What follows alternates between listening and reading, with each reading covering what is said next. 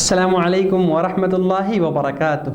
अल्हम्दुलिल्लाह वस्सलातु वस्सलामु अला रसूलिल्लाह अम्मा बाद। मेरे प्रिय साथियों और तमाम दीनी और इस्लामी भाइयों, अल्हम्दुलिल्लाह अल्लाह के फ़ज़ल व तौफ़ीक़ से, अल्लाह की कृपा और अनुकंपा से आज हमने 8 रोज़े पूर्ण कर लिए। अल्हम्दुलिल्लाह आज हमारा ये 8वां पाठ है।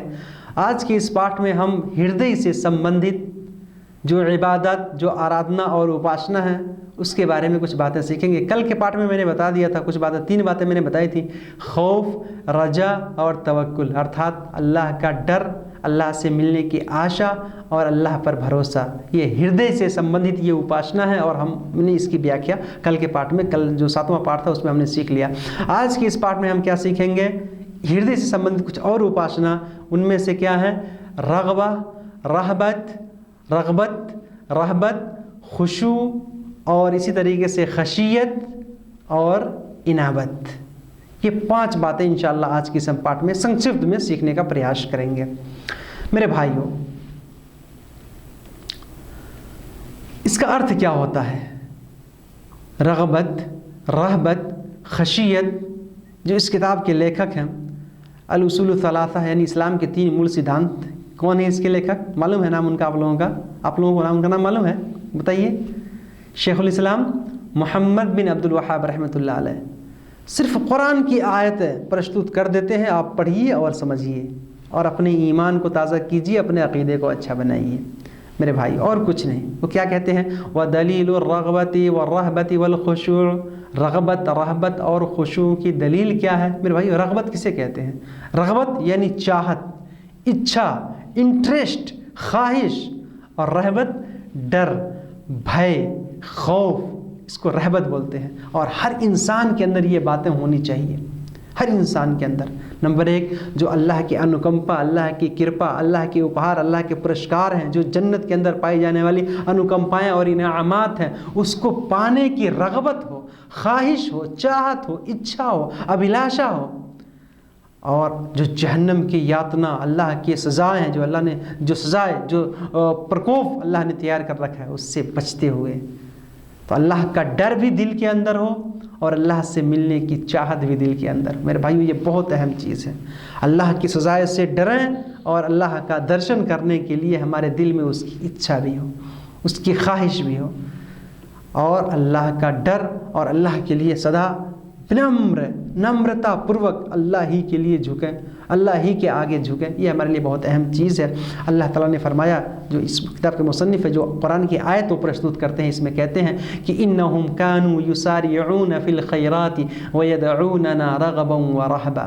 मेरे भाइयों, ये सूरतुल अंबिया की आयत नंबर 90 है। इसमें उन्होंने क्या बयान फरमाया कि देखें, ये सूरतुल अंबिया है, यानी नबियों, अंबिया नबी की जमा है, नबी का प्लुरल अंबिया, यानी नबियों जो संदेश वाहक हैं अल्लाह के। अल्लाह ताला ने इसमें बहुत सारे संदेश वाहकों का जो नाम गिनाया है, उनके कुछ विशेषता, कुछ गुण, उनके कुछ आचरण, उनके कुछ नैतिक के बारे में अल्लाह ने चर्चा की है कि वो कैसे थे, उनका अखलाक, उनका बानी व्यवहार कैसा था। फिर अल्लाह ताला ने आखिर में जो है उनकी हिकायत को बंद करके जो है ये आयत जो है, अल्लाह ताला ने कहा कि इन्नहुम कानू युसारिऊन फिल खैरात, जो ये अच्छे लोग थे, जो ये नेक लोग थे, जो अल्लाह कि ये प्रतिष्ठित भक्त अंबिया थे, इनका अखलाक, इनका आचरण कैसा था कि युसारिऊन फिल खैरात, वो लोग भलाई के काम में कोशिश करते थे, जिद्दोजहद करते थे, हर संभव प्रयास करते थे, कोशिश करते थे आगे बढ़ने के लिए भलाई के काम में। इन्नहुम कानू युसारिऊन फिल खैरात, वो लोग प्रयास करते थे सदैव भलाई के काम में, अच्छे काम में, सत्कर्मों में अच्छे काम करने के लिए वो प्रयास करते रहते थे। वयदऊनना रग़बन व रहबा, और वो लोग मुझे पुकारते रहते थे, सदैव दुआ करते रहते थे। कैसे? रग़बन व रहबा, रग़बत यानी इच्छा और चाहत से भी, और डरते हुए भी, खौफ खाते हुए भी, भयभीत नहीं होते हुए भी। अल्लाह का डर, अल्लाह का खौफ भी उनके अंदर था, और अल्लाह से मिलने की चाहत, मिलने की ख्वाहिश, मिलने की इच्छा भी उनके अंदर हमेशा रहती थी। वकानु लना खाशिईन, और उनकी एक विशेषता ये भी थी कि वो सदैव नतमस्तक रहते थे अल्लाह के लिए, विनम्रता पूर्वक अल्लाह के सामने झुके रहते थे। मेरे भाइयों, हम भी अपना अखलाक, अपना बानी व्यवहार, अपना चरित्र अपना आचरण ऐसे बनाने का हम प्रयास करें। बहुत अहम चीज़ है मेरे भाइयों। यहाँ पे देखें रग़बत, रहबत, ये जो अल्फाज हैं अरबी के, इसका मतलब यही मैंने बता दिया कि रग़बत मतलब इच्छा, किसी भी चीज़ को पाने की इच्छा। रग़बत का अर्थ होता है कि मुहब्बतुल उसूल इला शैइल महबूब, किसी ऐसी चीज़ की मोहब्बत दिल के अंदर हो, किसी ऐसी चीज़ को पाने की ख्वाहिश और इच्छा और चाहत, इंटरेस्ट इस इंसान के हृदय में हो, जिसको वो यानी उसके महबूब तक, उसके प्रेमी तक उसको पहुंचा दे। तो मेरे भाइयों, हमें जाहिर सी बात है जन्नत पाने की ख्वाहिश है, तो हम उस तरफ रग़बत करें, उस तरफ। और रहबत कहते हैं कि जिसके डर से इंसान अपने दिल में उसका खौफ बसाए और उससे दूर भागे, उससे दूर रहने की कोशिश करे, उससे दूर रहने का प्रयास करें। मेरे भाइयों, अब इससे आगे चल के थोड़ा सा हम ये देखते हैं कि जो खशियत है, खशियत का मतलब ही होता है डर, भय। और इसके लिए जो इस किताब के मुसन्निफ़ ने, इस किताब के लेखक ने जो आयत नकल किया है वो है फ़ला तख़शौहुम वख़शौनी, तुम लोग अल्लाह के अतिरिक्त किसी और से मत डरो, सिर्फ मुझसे डरो। अल्लाह ताला कहता है फ़ला तख़शौहुम, तुम लोग उनसे मत डरो, वख़शौनी, सिर्फ और सिर्फ तुम मुझसे डरो, मुझसे भयभीत हो, मुझसे खौफ खाओ, मेरे अलावा किसी और से मत डरो। इसका अर्थ क्या है कि तमाम ऐसे मामलात में जिनका संबंध अल्लाह से है, अल्लाह के अलावा कोई और भी क्षति पुरिया पहुँचा सकता है, कोई और भी हानि नुकसानी पहुँचा सकता है, नहीं। अल्लाह अगर ना चाहे तो किसी से कुछ नहीं होता, अगर तौफीक रब ना हो किसी से कुछ नहीं होता। ये हमको मालूम होना चाहिए मेरे भाइयों। यहाँ पर हम कल के पाठ में खौफ के बारे में कुछ बातें हमने सीखी, आज खशियत। तो ये खौफ, खशियत यानी तकरीबन लगभग इसका माना डर ही का होता है। रहबत इसका माना थोड़ा सा फ़र्क है। खौफ किसको कहते हैं कि खौफ कोई ऐसा डर हो कि कोई सामने अचानक आ जाए, दुश्मन आ जाए, शेर आ जाए, सांप आ जाए और कुछ चीज़ ऐसी हो, और अचानक इंसान के दिल में जो है एक तरह की खलबली मचती है, उसका दिल धड़कने लगता है, इसको खौफ बोलते हैं, डर गया।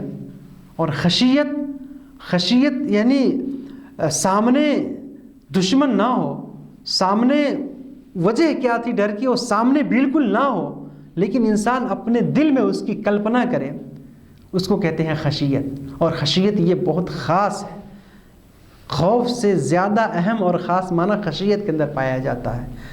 खशियत इंसान अल्लाह से डरता है, जहन्नम के अज़ाब को, जहन्नम की आग को नहीं देखा फिर भी उससे डरता है, अल्लाह को तो नहीं देखा लेकिन अल्लाह से डरता है, इसको कहते हैं खशियत। इन्नमा यख्शल्लाह मिन इबादिहिल उलमा, अल्लाह ताला ने कुरान में फरमाया कि जो उलमा हैं, जो धर्मविद हैं, जो धर्मगुरु हैं, वास्तव में तो अल्लाह से डरने वाले वही हैं। अल्लाह के बंदों में, अल्लाह के भक्तों में सबसे ज़्यादा अल्लाह से खौफ खाने वाले, डरने वाले कौन हैं? उलमा। यहाँ अल्लाह ताला ने यख्शल्लाह, यख्शा का शब्द जो है अल्लाह ताला ने प्रयोग किया है, पता क्या चला कि अहम है। और इस तरह से इसका एक और भी माना बताया जाता है, कहते हैं इब्न उथैमीन रहमतुल्लाह अलैह ने इसको जिक्र किया है, कहते हैं कि आपको जब किसी ऐसे शख्स से डर हो जिसके सज़ा के बारे में आपको मालूम है कि वो आप पर, इसका मतलब ये है कि वो आपको, आपके ऊपर सामर्थ्यवान है, वो आप पर कादिर है, आपको सज़ा दे सकता है और नहीं भी दे सकता है।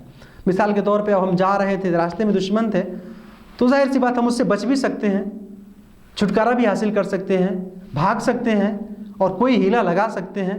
तो जो हमारे पर कादिर नहीं है, सामर्थ्यवान नहीं है कि हमको हमारी पकड़ सकता है, जिसकी पकड़ से हम छूट सकते हैं, भाग सकते हैं, इसको खौफ बोलते हैं। खौफ बस डर हो गया, मगर उससे हम बचने की भी हमारे पास रास्ते हैं, ये खौफ है। और खशियत, खशियत ऐसे यानी उस ज़ात से डरें कि जिसके बारे में मालूम हो कि हम उससे नहीं बच सकते, उसके सज़ा से हम बच नहीं सकते, वो हमारे पर कादिर है, पूरी तरीके से सामर्थ्यवान है, हमको पकड़ के सज़ा ज़रूर देगा।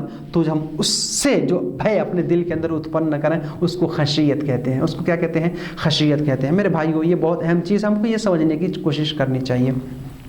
बहरहाल हमें हमेशा अल्लाह से डरते रहना चाहिए, अल्लाह का खौफ, अल्लाह का डर हमारे दिल में होना चाहिए, अल्लाह से मिलने की चाहत भी हमारे दिल में होनी चाहिए। हम अल्लाह के लिए सदैव नम्रतापूर्वक उसके सामने झुके रहें, उसकी इबादत करते रहें। और इसी तरीके से जो आखिरी बात हुआ दलीलुल इनाबा, जो इनाबत का शब्द है, इनाबत का अर्थ क्या होता है?